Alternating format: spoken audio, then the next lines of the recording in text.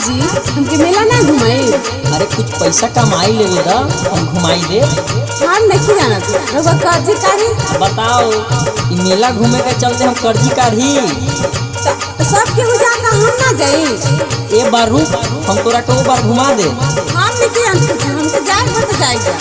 ये बार रुक जो, अगला बार हम पक्का घुमाई दे। अरे वो घुमाई दे सब केहू जाता हम बाद में जाए। लागल नवादा में मेला बा भारी, सबके हो जाता रे माई के दुआरी। लागल नवादा में मेला बा भारी, सबके हो जाता रे माई के दुआरी। हमके घुमा राजा मेला बा भारी, दर्शन करादा चला माई के दुआरी। दर्शन करादा चला माई के दुआरी।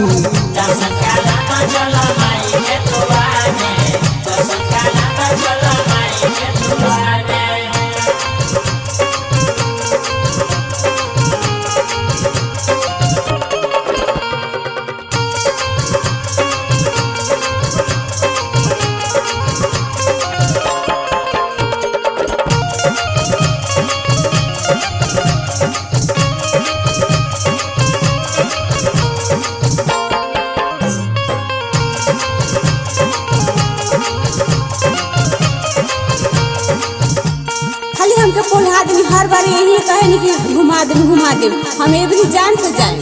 एक बार रुक जा, अगला बार जाई हा, कोनो दिक्कत हो रे बा। हर साल तो मेला लागबे करेला, ये साल पैसा के दिक्कत बा। रउआ तो चल देनी अपने संगतिया संगे, हम केकरा संगे जाएम? रउआ संगे ना जाएम? अगला बार पक्का तोहके घुमाई मेला। हम नहीं किया हम रउआ संगे चलम तो चले।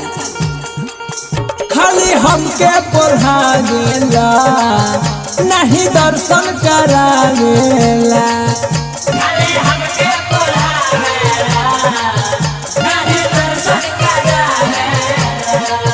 खाली हमके पोल्हा गेला, नहीं दर्शन करावेला। और सुनर लगे रजसर के सवारी, दर्शन करादा चला माई के दुआरी। दर्शन करादा चला माई के दुआरी।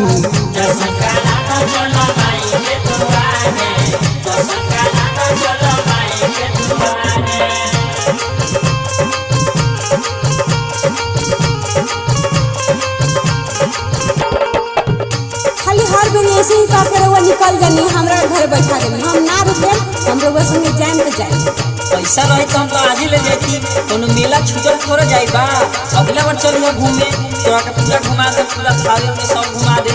साल भर में तो एगो त्योहार आवेला, रउआ ऊ ना घुमावेनी। का जाने कैसन हमर पति बानी रउआ। रुक जा, हमके धान कटा दे, ऐसा ही बारिश में धान रह गइल। अरे तो साल कमाइले में का होई? खाली बहाना बना देला, नहीं मेला घुमावेला।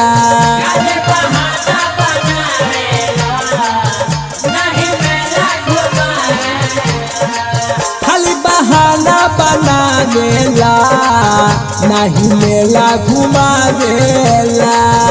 अरे सूरज लदार नहीं कहल चारी, दर्शन करादा चला माई के दुआरी। दर्शन करादा चला माई के दुआरी।